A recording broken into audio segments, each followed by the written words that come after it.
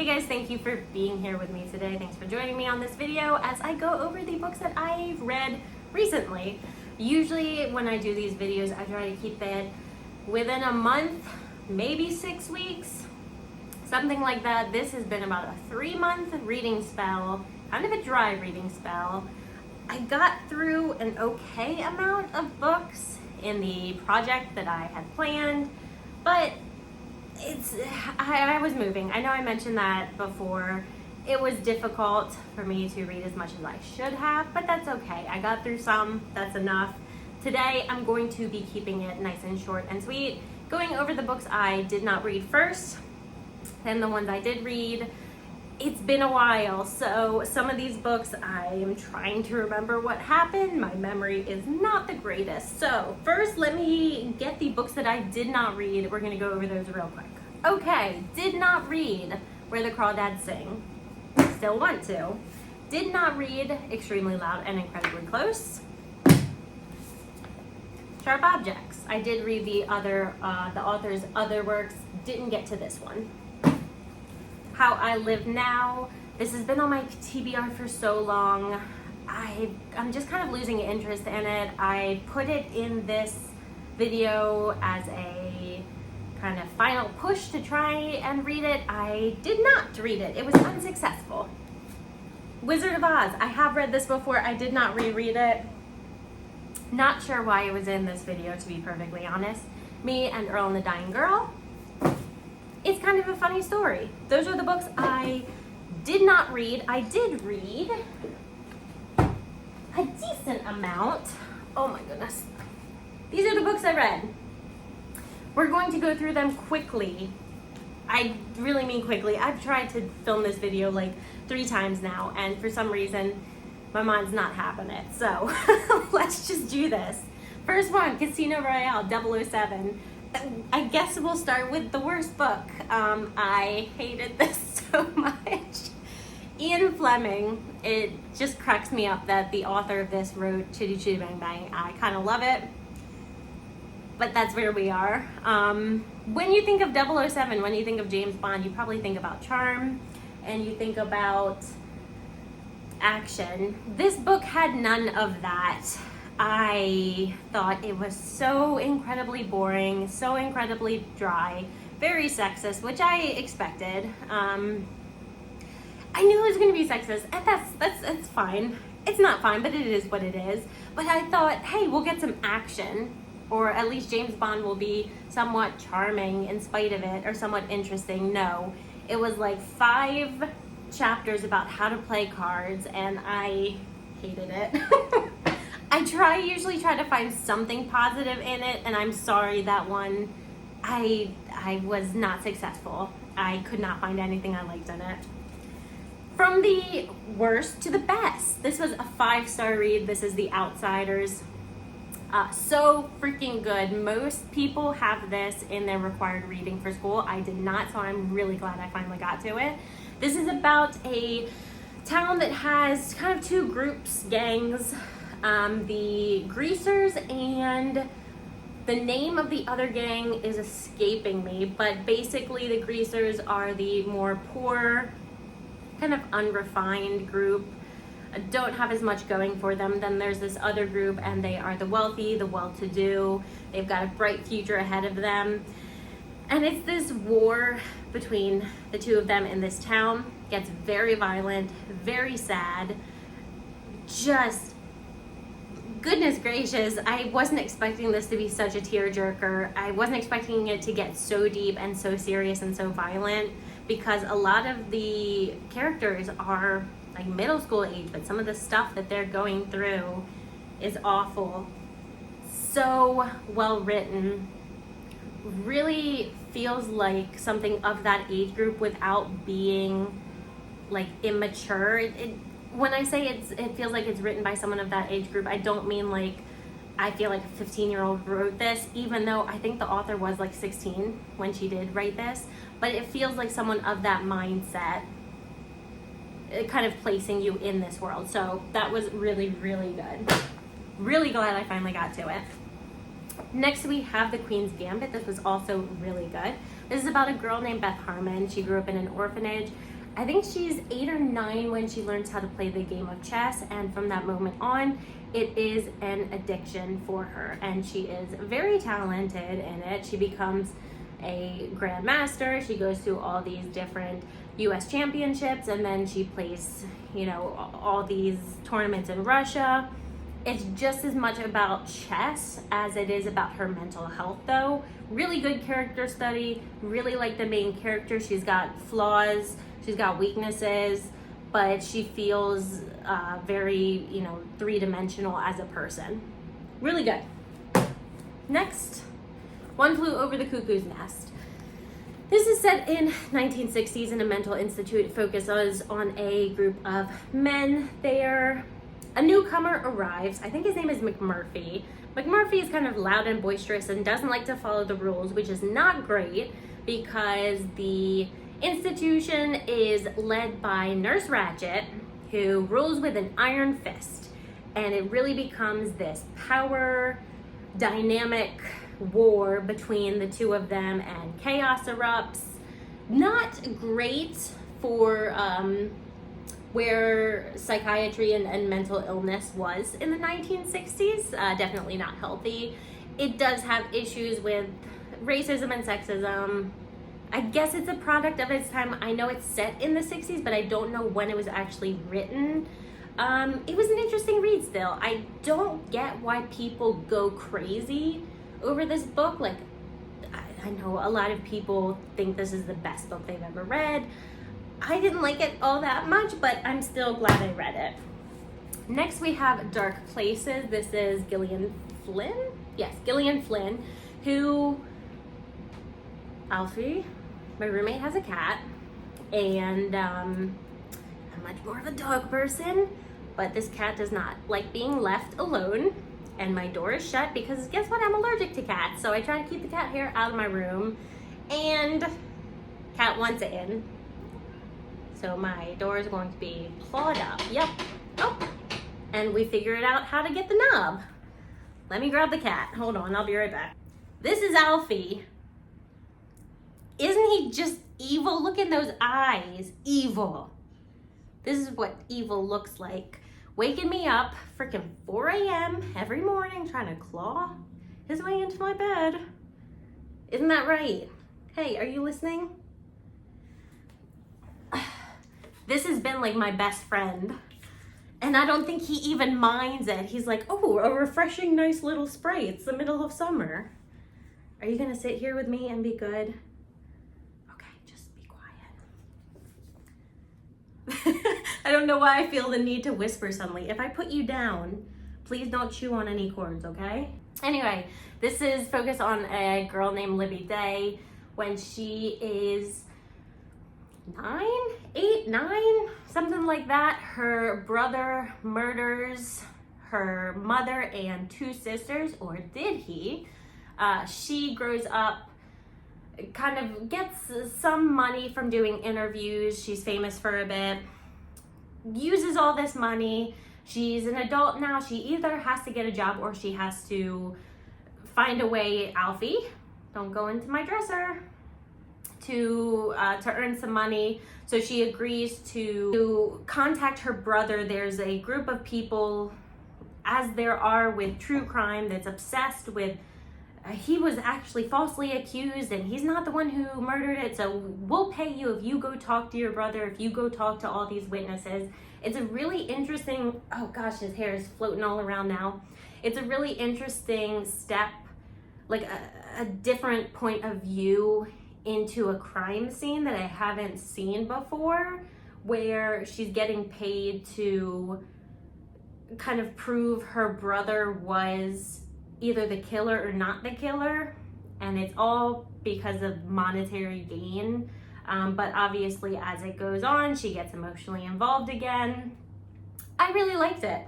I hear rustling under the bed and I'm like, he's chewing on something. He's already ripped a hole inside my couch and gotten under the couch, inside the couch. You rip apart my bed, I'ma dump this whole water on you. All you cat lovers out there, I'm sorry, but dogs are better. Let's just be honest. Next, we've got Wonder. This is about a boy who's in, I think, elementary school. What is your name again? Because I can't remember. Don't remember. I'm not seeing it. What is your name? I don't know. He has some sort of really rare illness. He's had to have a lot of surgeries all over his body, but I think specifically his face. He's very deformed in some specific way. He's never gone to a public school, and this is kind of his foray into elementary school, into going out into the world, putting himself out there, making friends, dealing with bullying, all the things that normal kids have to do, but for him it's kind of dialed up to 100. Next we have Silver Linings Playbook. This is about a man named Pat. He has just been released from also a mental institution. Why is everyone in them in these books? But they are. He was just released. He lives in Philadelphia with his family. They are huge Eagles fans, which is so funny because I lived right near that area for the first 20 years of my life. So I know how hysterical people get about the Eagles. I've never understood why, but alas, it is what it is. His relationship with his father is very complicated. He is in his 30s. He's still living at home though because he was fired from his job as a teacher. We don't know initially why he was institutionalized. We just know that something bad happened, and he is trying to do everything he can in order to get back together with his wife, which he believes is waiting for him. He just needs to better himself. He needs to improve himself so that when the time arrives for them to meet each other again, he is a better person. He meets a girl whose name is not Nikki. Nikki's a sister. Nikki's the wife. I don't remember the name of the girl. It's played by Jennifer Lawrence in the movie. She lost her husband. They form a friendship. There's a dance routine that he becomes involved in. She agrees to kind of ferry messages between him and his wife, who he's not supposed to be having any contact with, if he performs in a dance recital with her. It's their relationship. It's his mental health. It's the complicated life of someone who lives in Philly and all of the weird things that come along with it. H.G. Wells, War of the Worlds, aliens come down to Earth. I didn't like this very much. I found it just kind of boring. It's an older book. I know it's a classic, sci-fi, blah, blah, blah. Did stuff for the genre. I was hoping it would be more like Invasions of the Body Snatchers, which I really liked, even though I went into it kind of with a mindset similar to this one. I didn't like this one as much, so not much to say about that one, sorry. Next we have You. This is a creepy, scary book. Not in there's a monster hiding under my bed type of way, but in the type of way that there are actual people out in the world whose mind works like the character in this book. I didn't want to read this initially because I assumed it was going to kind of romanticize stalking. However, the guy in this book is not what any girl out there who reads this would be like, oh, that's what I need as a boyfriend. Nope. We focus on a guy named Joe. He lives in New York. He works at a bookstore. And he meets this girl early on. What's her name? Guinevere. And he immediately becomes obsessed with her, kind of dilutes himself into thinking there's this really deep, meaningful connection right away. He is the perfect example of an unreliable narrator where initially it seems like it's not that big of a deal, like he is just kind of dictating what happens, but as you get further in, you realize that, oh, this guy is maybe not quite as stable as I immediately thought he was, and maybe I should take what he says with a grain of salt. It's so scary that people create these kind of rich fantasy lives between them and a stranger. And it just shows how violent stalking can get and how it can consume someone's life.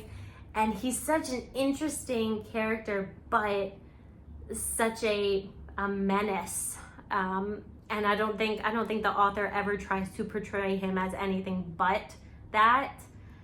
So yeah, this was really different, very scary, but it definitely keeps you on your toes, keeps you wanting to know what happens next. I think this is also part of a series. I always thought this was a standalone. I'm pretty sure this is a series. Do I want to continue on? I do not know. Next we have Room. This focuses on a little boy named Jack who grew up with his mother in this room, literally a room that's all he knows. His mother was abducted, assaulted. He was kind of the product of that assault, and Room is his world. He is not aware that there is anything beyond this small area that he lives with his mother, and it's really startling initially when you read about how these kind of arbitrary objects in the room take on so much personality, and they're almost like friends or characters to him, which I guess makes sense. If you're given this tiny little box, you're going to make of that box what you will in order to survive. And this is about initially his life there, their escape, and then him being released out into the world and realizing that things are way bigger than he thought they were. And this entire experience of kind of coming out of this cocoon and how frightening that can be, and the difference between him and his mom. I mean, his mom obviously knows a world beyond that one. So for her, everything being in this tiny space is so claustrophobic, but for him, it's this safety net. So the difference between those two point of views was really good. I remember everyone went crazy about this book as well when it came out. I didn't like it all that much. I mean, I did enjoy it. I thought it was well written. I thought it was such an interesting concept, but it wasn't like this life-changing book for me that it seemed like it was for so many other people. I did enjoy it, but I guess I didn't get what all of the hype was about at the time. Next we have Gone with the Wind. Speaking of problematic books, yes, this is one. Does it romanticize things that were happening in the South during the time of the Civil War? Yes, absolutely. Is Margaret Mitchell still a really talented writer? Yes, absolutely. I did not finish this one. I want to say like 6 or 7 chapters in. I do want to finish it. For those of you who don't know, this is about Scarlett, very pampered, spoiled girl who grew up right before the Civil War in the South on a plantation. Her family is very well-to-do. She's always had pretty much whatever she wanted. She's been taught that her looks are everything. She uses that and her conniving very much to get what she wants. I mean, Margaret Mitchell, I was not expecting her to be such a good writer, but she is a really good writer. She's really descriptive. Yeah, so obviously there are things like with a few of the other books that I have mentioned where you just kind of have to take what you can from them, but you do have to recognize that, hey, this was written from a person who had a different point of view or who lived in a different time, blah blah blah. Yeah, but why did I just hit myself in the face? I did really enjoy what I've read so far of that book. Next we have Misery by Stephen King. I really thought I was going to like this a lot more than I did. It was okay. It was just okay. With Stephen King, I think I've learned the books that I think I'm really gonna like of his, I end up not. And then the ones that I'm so about, I end up really liking. So I just need to go into his works completely, like, opinion free. This is about a writer, famous writer. I think all of his books are about a famous writer. And he gets caught in a snowstorm. His car crashes. He gets rescued by a woman, taken to her cabin kind of out in the middle of nowhere in the woods. She was a nurse. She decides to kind of tend to him. She sets his legs and feeds him and keeps him warm. And he discovers that she is a super fan of his books, specifically one series of works of his that he's most known for, that he just wrote the last book on, and decides to kill off the main character. She finds this manuscript, she reads it, and decides that nope, that's not gonna happen. I'm going to keep you here until you fix it, pretty much. So it is this mental and physical battle between the two of them. She is off her rocker and creepy in lots of different ways. It just didn't have as much tension as I thought it was going to for a book where the action starts like right away. It just got a little, not boring after a while, but I was kind of waiting for other things to happen that it seemed like I was just waiting a long time. It was fine. It was fine. It was what it was. Last book, we have Little Fires Everywhere. This is my most recent read, so I should be able to speak about this one in some depth, but we're not going to push it. This is about just as much a place as it is about people. Shaker Heights, I think it is kind of grouped into two areas. There is a very affluent neighborhood where a lot of the characters are from. Lawyers, doctors, very wealthy, lots of good connections, lots of land, lots of mansions. And then we have a second family who comes in, Pearl and her mother, I think her name is Mia, who is an artist, a kind of free spirit. They wander to and fro, don't have much money. It is the connection between these two families and the children, the differences between the mothers, lots of different opinions on what really matters in life, how life should be lived, kind of the rules of society that you need to follow. Obviously, it's about class. People discover secrets about others' past, kind of use that against them in some areas. It was fine. It was fine. It was fine. The writing was good. I like the writing. I think it's because maybe I've read so many books about class lately that I'm just like, I don't want to read another book about rich people versus poor people. Like, I don't care. Like, give me a dragon or something. It was fine. I would be interested in reading one of the author's other works, because I did still quite enjoy the writing style. But this one was just, it was fine. I think I gave it 3 stars, so. Did we finally arrive? Is that it? Oh my gosh, I felt like that video took freaking forever. That was like painful. Some of the videos are so easy, and some of them, once I like turn the record button on, all my words escape me.